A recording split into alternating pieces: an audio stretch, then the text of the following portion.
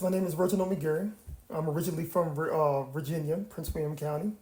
I moved out here to Albuquerque back in September of 2021. Growing up in Virginia was a good childhood. I have both parents. My parents been married for right now over 40 some odd years. My mom was a records clerk at the VA. My dad was in law enforcement. Originally, he was in the military. Pretty much, it was me and my sister. We had a good childhood. Done a lot of family vacations. We would travel around the United States. I think what my parents were always worried about was, and just being honest, was the fact that being a black male in America, I think they were always worried about legal trouble, something happening. You gotta remember, it was a different era. So my parents were very strict to make sure that we were very successful and that we kind of stayed out of trouble. Around the age of 18, I was going through a bit of depression. Just being honest. Things in life was changing. My parents were pushing me to go into the military. I took my ASVAT. But I've just kind of felt like, I was not ready for that type of change. And I started hanging out with the wrong company. I was trying to find myself. I was not being very conscious of the people I was hanging around. A friend of mine, I'll loosely use that word friend, but a friend of mine wanted to move guns that he stole from his father's house somewhere else. And I went along with it. And when we drove from Prince William County to Stafford County to do exactly just that, we got lost. And we ended up at a gas station. And he said, "Oh, let me use the bathroom real quick." And he jumped out of the car. I did not know what was going on. When he jumped out the car, he actually tried to rob the gas station. When he got back into the car, I was like, "What did you just do?" And he was like, "I just robbed the gas station, man. Gotta get it. We gotta lick. Gotta go." And in my fear, I was like, let's go. And we ended up in a high-speed chase with the police. We ended back where we started at. And when that ended up happening, he ended up shooting me in my face. And shot me in my right jaw. When he shot me in my face, I just always remember like I was trying to get out of the car because I didn't want to get shot again. And I kind of fell out the car because I got a hole in my face. And I ended up falling out the car. The police dragged me behind the actual scene. He was still in the car. They called for a med-vac unit, so I didn't bleed out. And I was in a coma for three days. And then when I woke up out of that coma for 3 days, it was like the gentleman you was with killed himself at the scene of the crime. So I was like, imagine waking up to that. And then, they were trying to figure out to what degree did I played in things. And because my co-defendant at the time, he was a white male, I'm a black male.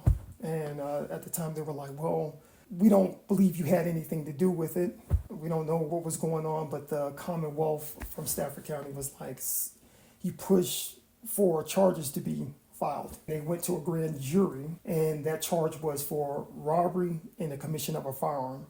Robbery carries 5 to life. Commission of a firearm is automatic 3 years. What they end up doing also as well, in Virginia, they have something called the law of one. It's basically a principle in the second degree. They charge everybody with the same crime. It's called principle in the second degree. So if let's say you commit a murder, and everybody in this room is going to be literally charged with murder. So I was sentenced to a total of 33 years. Incarceration, honestly, dehumanizes people. Isolation from family, because they built their prisons in the southern part of the state. It takes your family about 8 hours to come visit you. So they break up the family bonds, the communal bonds. When I say you're isolated, you're isolated.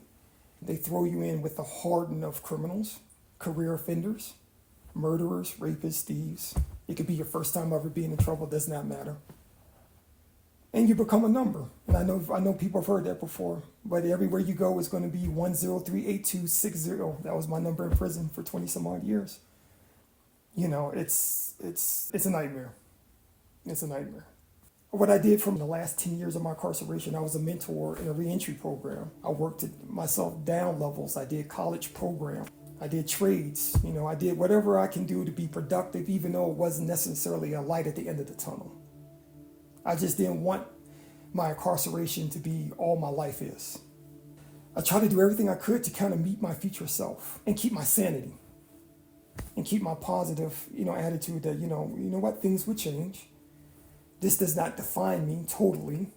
I will get a second chance at life. And it's funny, the irony of it is like the people with the shorter sentences in prison are usually the most cynical. And the people with the longest time usually find faith, strength in something, to believe in something other than their circumstance that they're in. Because when I was going through reentry program, the guys would have like less than 5 years, and they were so cynical. They was like, what is a guy going to teach me? I'm about to go home in 2 years. What are you going to teach me about society that you've been removed from for 15, 20 some odd years? And I used to tell them like, it's maybe I can't teach you about society, but I can teach you about the human spirit. You never know where life is going to lead you, so don't think that this is like it.